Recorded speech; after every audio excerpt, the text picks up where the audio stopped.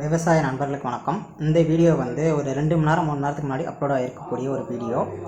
Copyrights issue காரணமாக நம்ம வந்து இந்த வீடியோவை ரீமேக் பண்ண வேண்டிய ஒரு நிலைமைக்கு தள்ளப்பட்டுட்டோம். என்னென்னா, ஒரு பாப்புலரான நியூஸ் சேனலில் மக்காசோளத்தில் படைப்புழு இருக்குது, இதை வந்து என்ன பண்ணுறது ஏது பண்ணுறது, இதுமாதிரி விவசாயிகள் பாதிக்கிறாங்க அப்படின்னு சொல்லி ஒரு வீடியோ போட்டிருந்தாங்க. அதை அப்படியே நம்ம வந்து ஃப்ரண்ட்டில் ஒரு நிமிஷம் யூஸ் பண்ண ஆரம்பித்தோம். ஓகேங்களா, அங்கே கட் பண்ணி நம்ம யூஸ் பண்ணிக்கிட்டு இருந்தோம். அது வந்து காப்பிரைட்ஸில் பயங்கர ப்ராப்ளமாக வரதுனால நம்ம அதை சுத்தமாக விட்டுட்டு புது வீடியோவாக மேக் பண்ணுறோம். ஓகேவா, இந்த வீடியோவில் நிறைய கேள்விகள் இருக்கும், நிறைய சந்தேகங்கள் இருக்கும். அதில் முக்கியமானது என்னன்னா, மக்காசோளம் விதை கொடுக்கும்போதே புழு வர மாதிரி கலந்து கொடுத்துட்றாங்க அப்படிங்கிற ஒரு இது வந்து விவசாயிகள் இருக்குது. அது ஒன்று. இது எல்லாத்துக்கும் காரணம் ஹைப்ரிட் வெரைட்டிஸை நம்ம பயன்படுத்துறதுனால தான் இது மாதிரியான ஒரு பிரச்சனை அப்படிங்கிறத சொல்கிறாங்க. ஓகேவா, இதெல்லாம் எந்தளவுக்கு உண்மை என்ன ஏது? முன்னெல்லாம் வந்து புழுக்களோட வாழ்நாள் லைஃப் சைக்கிள் அப்படின்லாம் சொல்லுவாங்க, அதெல்லாம் ஒரு வகையில் இருக்கும்.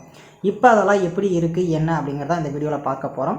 மறக்காமல் சேனலை சப்ஸ்கிரைப் பண்ணிட்டு இன்னும் நிறைய விவசாயிகளுக்கு ஷேர் பண்ணுங்கள். கூடவே உங்களுக்கு சைடில் வந்து ஒரு சில இமேஜஸ்லாம் ஷோ ஆகிட்டே இருக்கும். ஓகேவா, ஃபஸ்ட்டு அந்த ஒரு இமேஜஸை நீங்கள் பார்த்துருங்க. ஓகேவா, அந்த இமேஜ் சைட் பை சைடு வந்துகிட்டே இருக்கும், அதை பார்த்துக்கிட்டே இருங்க. என்னென்னா, நம்ம வந்து உழவு ஓட்டுறது அப்படிங்கிற ஒரு விஷயத்துக்குள்ளே ஆல்ரெடி சொல்லியிருக்கோம். உழவு ஓட்டிட்டோம் அப்படின்னா புழுவோட தாக்குதல் கொஞ்சம் கம்மியாகும் அப்படின்னு. ஓகேவா, அதை விட்டு நம்ம கீழே வரும். இப்போ புழு வந்து ஒன்ஸ் மருந்து அடிச்சிட்டோம், செத்து கீழே விழுந்துருச்சு, இல்லை மயங்கி கீழே விழுந்துருச்சுன்னு வச்சுக்கிங்களேன்.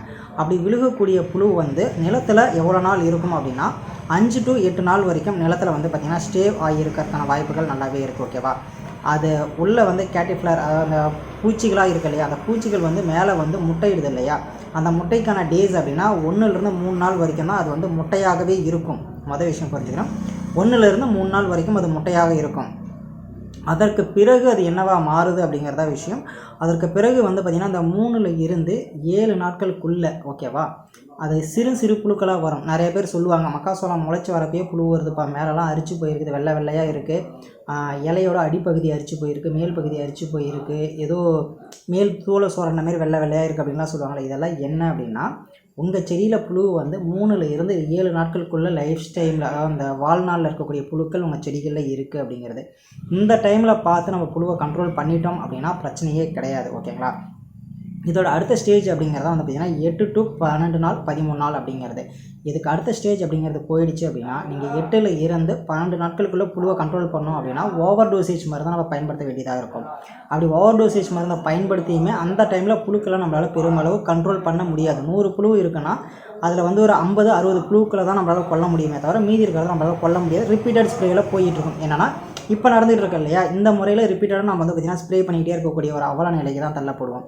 அந்த பூச்சி மேலே, அதாவது கீழே இருந்து அந்த முட்டையில் இருந்து மேலே போய் மறுபடியும் அந்த புழு வந்து கீழே விழுவதுக்கு இருக்கு இல்லையா, லைஃப் ஸ்பேன் வந்து பார்த்திங்கன்னா 15 நாட்களுக்கு பக்கமாக டைம் எடுத்துக்கும். ஓகேங்களா, அது முட்டையாக இருந்து அது சிறு புழுவாக மாறி அப்புறம் பெரும்புழுவாக மாறி மறுபடியும் அது கீழே விழுந்து மறுபடியும் அது மேலே ஏறுறதுக்கு அது வந்து 15 நாள் 20 நாள் லைஃப் ஸ்பேன் அப்படிங்கிறது வந்து பார்த்திங்கன்னா சொல்லியிருக்கிறது.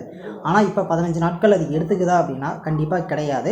இதற்கு முக்கியமான காரணம் என்ன அப்படிங்கிறத பார்க்கணும். முக்கியமான காரணம் என்னென்னா, நம்ம வந்து 3 to 4 நாளில் மருந்து அடிச்சிடுறோம். ஓகேங்களா, அந்த டைமில் கண்ட்ரோல் ஆகிடுச்சுன்னா போயிடுச்சு. அப்படி கண்ட்ரோல் ஆகாதது என்ன பண்ணுது அப்படின்னா, அந்த 10 நாள் 11 நாளில் போகுது இல்லையா, அப்போ நம்ம அடிக்கக்கூடிய மருந்துகள் எல்லா புழுக்கள் மேலேயும் படுதா, எல்லா புழுக்களும் சாப்பிடுதானா? கிடையாது. ஒரு சில புழுக்கள் சாப்பிடுது, ஒரு சில புழுக்கள் சாப்பிடாத போயிடுது, ஒரு சில புழுக்கள் மேலே படாத போயிடுது. அப்படி இருக்கிறது மயங்கிய நிலையில் கீழே விழுந்துருது. ஓகேங்களா, மயங்க நிலையில் கீழே விழுவும் போது நம்ம என்ன பண்ணோம்னா தண்ணி கட்டுவோம், இதுமாதிரி ஏகப்பட்ட வேலைகள்லாம் பார்ப்போம். ஓகேவா, ஸோ அப்படி போகிறப்ப அதுகள் வந்து பார்த்திங்கன்னா அந்த எப்படி சொல்கிறது, நம்ம அடித்த மருந்து வந்து இப்போ மழை பெஞ்சாலே கழிவு போட்டுரும் அப்படிமா, நம்ம தண்ணி விடும் போது ஆட்டோமேட்டிக்காக அதில் வந்து பார்த்திங்கன்னா கழிவு விடுற ஒரு சுச்சுவேஷன் தான் அதில் நடக்க போயிருது. ஓகேவா, அப்படி இருக்கிறப்ப அது மறுபடியும் கீழே போய் மறுபடியும் பூச்சா உள்ளே போய் ஒரு 4-5 நாள் இருக்கும். இந்த இடத்துல தான் புரிஞ்சுக்கணும். அந்த வேர் அழுகிறது அப்படியே உட்காந்து போயிருக்கிற பிரச்சனைகள்லாம் நம்ம சொல்லுவோம் இல்லையா, அதெல்லாம் எங்கன்னா இந்த டைமில் தான் நடக்கும். அந்த 10 நாள் மேலே போயிட்டு அது செத்து கீழே விழுவுறதாக இருக்கட்டும், இல்லை மயங்கி கீழே விழுவதாக இருக்கட்டும், அது ஊர்ந்து மண்ணுக்குள்ளே போயிடும். அது ஊர்ந்து மண்ணுக்குள்ளே போனதுக்கு அப்புறமேட்டுக்கு தான் இந்த வேரை கட் பண்ணுறது இது மாதிரியான வேலைகள்லாம் நடக்கும். ஓகேங்களா, உடனே செத்த புழு எப்படின்னா கீழேயும் ஆல்ரெடி புழுக்கள் அப்படிங்கிறது இருக்கும், கூடவே இதுவும் வந்து மிங்கிள் ஆகும். ஓகேங்களா, அதாவது அந்த 14 நாள் கழித்து கீழே விழுவுறது மூலயமா மறுபடியும் மண்ணுக்குள்ளே போய் மண்ணுக்குள்ளே ஒரு சில வேலைகள்லாம் அதை பண்ணிவிட்டு மறுபடியும் வந்து முட்டையிட்டு மறுபடியும் முட்டையாக வெளியே வந்து இந்த ரொட்டீன் நடந்துகிட்டே இருக்கும். ஓகேவா, இப்படி தான் புழு வருது. இதுக்கு நம்ம என்ன மருந்து அடிக்கணும் ஏது எப்படிங்கிறதெல்லாம் நம்ம ஆல்ரெடி நிறையா வீடியோஸில் நம்ம சேனல்லே நம்ம சொல்லியிருக்கோம். ஓகேவா, அதை விட்டுருவோம். இப்போ விதை கொடுக்குறப்பயே வந்து புழு மருந்தாக புழு வர மாதிரி கொடுத்துட்றாங்க அப்படிங்கிற ஒரு விஷயம் சொல்கிறாங்க. ஓகேவா, இதில் நம்ம ஒரு விஷயத்தை புரிஞ்சுக்கணும். சீட் ட்ரீட்மெண்ட் அப்படிங்கிற ஒரு விஷயம் வந்து எல்லா விதைகள்லையுமே பண்ணியிருக்காங்க. எதற்காக அப்படின்னா, ஒன்று டிரான்ஸ்போர்ட் டைமில் உடஞ்சி போகாத இருக்கவோ, விதை டேமேஜ் ஆகாத இருக்கிறதோ, அந்த முளைப்புன்னு சொல்லக்கூடிய முன்னாடி அந்த எம்ப்ரியாய்டுன்னு சொல்லும் இல்லையா, குறுத்துரு முன்னாடி அது வந்து எந்த டேமேஜும் ஆகிடாத இருக்கணும். இப்படிங்கிற காரணத்துக்காகலாம் வந்து பார்த்திங்கன்னா சீட் ட்ரீட்மெண்ட் அப்படி இப்படின்னு ஏகப்பட்டது பண்ணியிருக்காங்க. ஓகேவா, புழு வராது இருக்கணும் அப்படிங்கிறதுக்காக என்கேவில் பார்த்திங்கன்னா 65-2 இருக்கட்டும், 65-40 இருக்கட்டும், 60-68 இருக்கட்டும், இது எல்லாத்துலேயுமே அந்த விஷயங்கள்லாம் பண்ணியிருக்காங்க.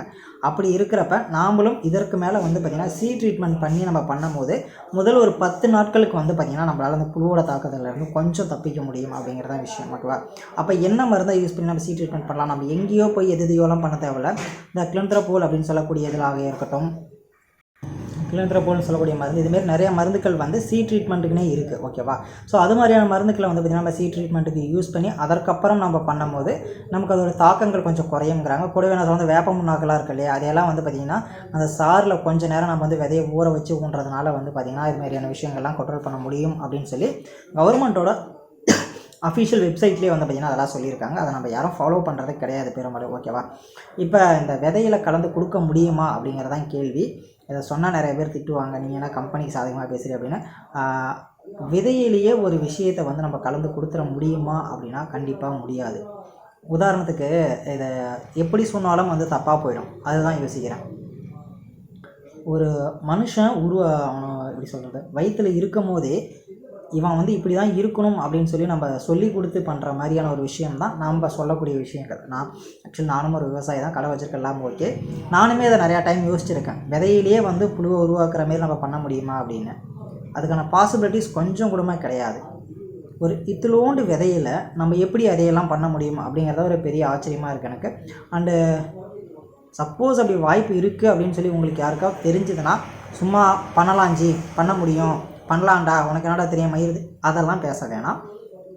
ப்ராக்டிக்கலாக பண்ண முடியும் அப்படின்னா எப்படி பண்ண முடியும் அப்படிங்கிறத கீழே கமெண்ட் செக்ஷனில் சொல்லுங்கள். சும்மா பேருக்கு விதையில் மருந்து இது இப்போ புழு வர மாரி மருந்து கலந்து கொடுத்துட்றானுங்க, விதை உற்பத்தி பண்ணுற மாதிரியே வந்து புழு அதிகமாக வர மாரி விதையை உற்பத்தி பண்ணி கொடுத்துட்றானுங்க அப்படிங்கிற மாரி ஒரு விஷயத்தை கிளப்பி விடவே வேணாம். ஓகேவா, என்ன பொறுத்தவரைக்கும் அப்படி பண்ணுறதுக்கான வாய்ப்புகள் இல்லை. ஓகேவா, அதாவது என்னுடைய ப்ராடக்ட் வந்து என்னை விட சூப்பராக இருக்கும் அப்படின்னு சொல்லி தான் நினைப்பேனே தவிர அது அழிஞ்சு போகணும் அப்படின்னு சொல்லி நினைக்க மாட்டேன். உதாரணத்துக்கு இப்போ ஒரு வெரைட்டி ஒன்றுன்னு இருக்குது, அந்த வெரைட்டியில் வந்து புழு அதிகமாக வரணும் அப்படின்னு சொல்லி அந்த வெரைட்டி உருவாக்கி அந்த வெரைட்டி வந்து டெவலப் ஆகிட்டு வரும்போது புழு அதிகமாக வருதுன்னா அந்த வெரைட்டி எடுத்துகிட்டு நம்ம வாங்குவோமா? கண்டிப்பாக வாங்க மாட்டோம். அப்படிங்கிறப்ப அவன் விதை உற்பத்தி பண்ணும்போது புழு தாக்கம் அதிகமாக இருக்கிற மாதிரி எதுக்கு அவன் போய் வெரைட்டி உருவாக்க போகிறான்?